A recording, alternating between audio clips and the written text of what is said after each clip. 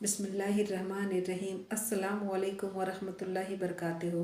आप सभी को मेरे यूट्यूब चैनल पर खुशामदीद। कैसे हैं? उम्मीद करते हैं कि आप भी बहुत अच्छे होंगे, बहुत अच्छे होंगे। तो हम आज जानेंगे इस वीडियो में कि हमारे घर में किसी ने जादू किया, किसी ने शहर किया, या असबाब जीन जिन्नात का कोई असर हो, या कोई ऐसी जादू हो, या हमारे घर में कोई तावीज़ात किसी ने लगा दिया, तो वो हमें कैसे जानेंगे, हमें कैसे पता चले कि हमारे घर में इन सब चीज़ों का असर है।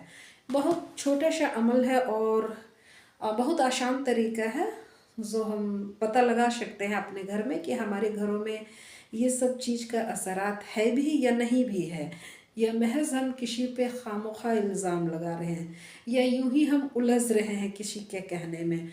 बाज़ वक़्त पे ऐसी होती है कि लोग आमिल के पास गए, लोग कोई पीर बाबा के पास गए और उनसे जाके अपना दिखवाते हैं घर, उनको अपनी घर के बारे मालूमात लेते हैं कि हमारे घर में कुछ है या कुछ शहर है, या हमारा कारोबार ठप हो गया, या हमारे घर में फ़लाना हरकत हो रही है।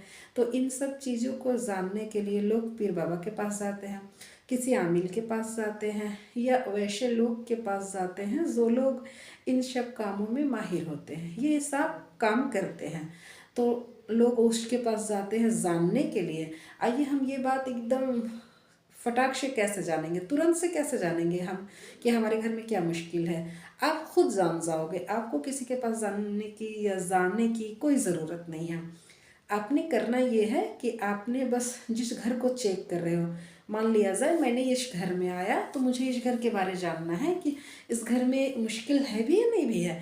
तो मुझे सबसे पहले ये काम करना पड़ेगा कि इस घर में कोई ऐसी जगह हो जहाँ पे कच्ची मिट्टी हो, यानी कि प्लास्टर वगैरह नहीं हो। जैसे हमारा आंगन होता है, बाज़ घरों में आंगन कच्ची, कुछ फ्लावर्स वगैरह लगाने के लिए ज़मीन कच्ची होती है, मिट्टी होती है, या कुछ पेड़ लगे हैं, पेड़ के इर्द गिर्द में कुछ हिस्सा खाली लोग छोड़ देते हैं और वहाँ पे पानी वगैरह डालने के लिए। तो आपने उस जगह पे एक मुट्ठी मिट्टी उठाना है। आपने मिट्टी सिर्फ एक मुट्ठे में उठाना है जो हमारे ये मुट्ठे में कैद हो जाए, यानी कि बंद हो जाए, उतनी मिट्टी लेना है। सबसे पहले हम मिट्टी लेंगे, उसके बाद हम मिट्टी को अपने नाक पास ऐसे ले जाएंगे और सूंघेंगे। हाँ, आपने सूंघना है कि इसकी खुशबू कैसी है। आपने जब मिट्टी लिया तो सूंघा, आपको महसूस हुआ कि इसका खुशबू कैसा है। मान लीजिए आपको एक बार में नहीं समझ आ रही है, फिर आपने दोबारा अपने नाक के नीचे ऐसे मिट्टी ले जाना है और सूंघना है। आप सूंघ के समझिए कि ये खुशबू कैसी है। उसके बाद जब आप मिट्टी को हाथ में ले लेंगे, आपने अव्वल में दरूद इब्राहिम 11 मरतबा पढ़ना है। अगर आपको दरूद इब्राहिम नहीं भी आ रही है, आपको नहीं याद है, तो आप छोटी जो दरूद है, हाँ, आप वो दरूद को पढ़ें 11 मरतबा। उसके बाद मैंने जो ये आयत लिखा है स्क्रीन पे, आप इस आयत मुबारका को 100 मरतबा पढ़ें।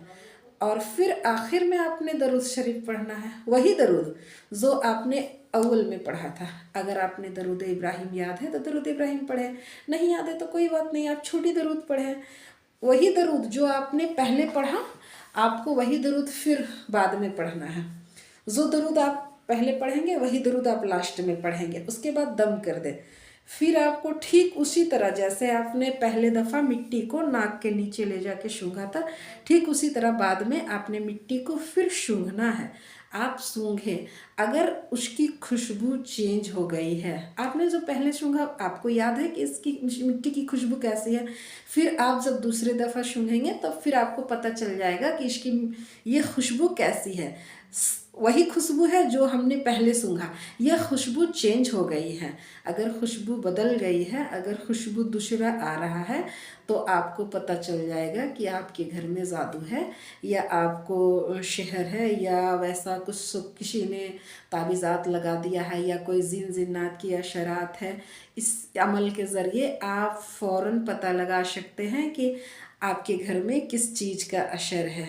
तो अस्सलाम वालेकुम। हाँ, एक बात है मेरे प्यारे भाई बहन, आप 5 वक्त की नमाज़ पढ़े, इंशाल्लाह आपके घर में कोई बला और मुसीबत नहीं आनी है।